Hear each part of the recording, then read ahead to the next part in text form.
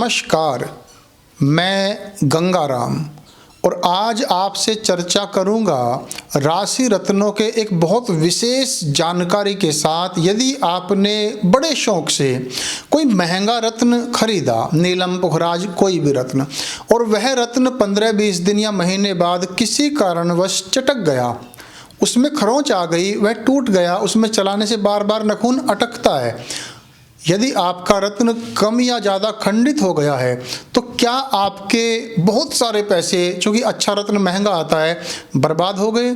उस रत्न का आपको क्या करना चाहिए, या वह रत्न धारण किया जा सकता है?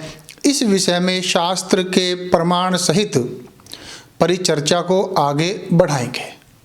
लेकिन इससे पहले मैं विषय को आगे बढ़ाऊं, मैं आपको बता दूं, ज्योतिष के द्वारा अपनी समस्त प्रकार की समस्याओं के समाधान के लिए और अच्छी श्रेणी के राशि रत्न खरीदने के लिए आप हमसे संपर्क कर सकते हैं। मेरा फ़ोन नंबर, मेरा व्हाट्सएप नंबर आप स्क्रीन पर देख ही रहे हैं। चलिए साथियों, विषय में आगे बढ़ते हैं। कई बार व्यक्ति बड़े शौक से रत्न खरीदता है और रत्न धारण करने के उपरांत वह रत्न कहीं पर हाथ लग जाने से या अन्य किसी कारण से चटक जाता है, उसमें लाइनें आ जाती हैं, थोड़ी बहुत चोट लग जाती है। अब मान लिया आपने मिनिमम 30 या 40 हज़ार रुपये का नीलम पुखराज या पन्ना खरीदा। अब 35-40 हज़ार रुपये बहुत ज़्यादा होते हैं, तो साथियों वह रत्न आपका चटक गया, तो ऐसे में वह खंडित रत्न की श्रेणी में आ जाता है। आपको क्या वह धारण करना चाहिए, यह बताने से पहले 2-3 मूलभूत चीज़ें मैं आपको बता देता हूँ। यदि आपका रत्न चटक गया है, टूट गया है, उसमें स्क्रैच आ गई है, दाग धब्बा आ गया है, तो वह अकारण नहीं होता, वह किसी कारणवश होता है। जो लोग पूरे हृदय से ईश्वरीय कृपा प्राप्त करने के लिए रत्न पहनते हैं, उन व्यक्तियों की जो एक आफत है, जो ग्रह दशा है, वह रत्न अपने सिर ले लेता है। रत्न मित्र और पुत्र की तरह ही आपके जीवन में सहयोग करता है।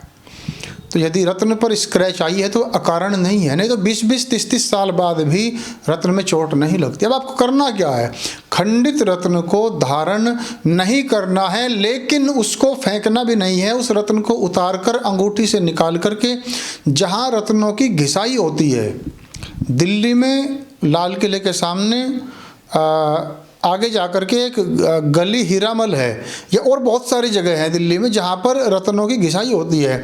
वहाँ पर उसको एक आध रत्ती कम करा करके, साफ सुथरा दोबारा से ठीक करा करके आप धारण कर सकते हैं। या जहाँ से आपने रत्न खरीदा है उस व्यक्ति को यह काम सौंपे कि वह आपके रत्न को पुनर्जीवित करके, थोड़ी घिसाई करके, जो उसमें स्क्रैच है, चोट है, उसको ठीक करके उसको आपको दोबारा से वह दे। इसमें क्या होगा, आपका 10 रत्ती का रत्न है तो 8 रत्ती रह जाएगा, आपका 11 रत्ती का रत्न है तो 6 रत्ती रह जाएगा, 7 रत्ती रह जाएगा, लेकिन दोबारा से वह फ्रेश हो जाएगा और खंडित रत्न की श्रेणी में नहीं रहेगा और आपका पैसा बहुत ज़्यादा बर्बाद नहीं होगा, कुछ कम मात्रा में ही नुकसान होगा। फिर आप उस रत्न को जहाँ से आपने खरीदा है उससे एक्सचेंज करके अपने वजन के अनुसार दूसरा रत्न भी ले सकते हैं। कई सारे ऑप्शन खुल जाते हैं। अगर चोट बहुत ज़्यादा नहीं है लेकिन टूटा हुआ रत्न कहीं ना कहीं खंडित रत्न की श्रेणी में आता है। शास्त्र के अनुसार खंडित रत्न पहनने से व्यक्ति को कई प्रकार की दृश्य अदृश्य जो एक गलत नेगेटिव जो संभावनाएं हैं वह बढ़ जाती है। उसको बहुत लंबे समय तक धारण करना आपके लिए बहुत बढ़िया नहीं है, वह कोई ना कोई आफत आपके जीवन में खड़ी कर सकता है।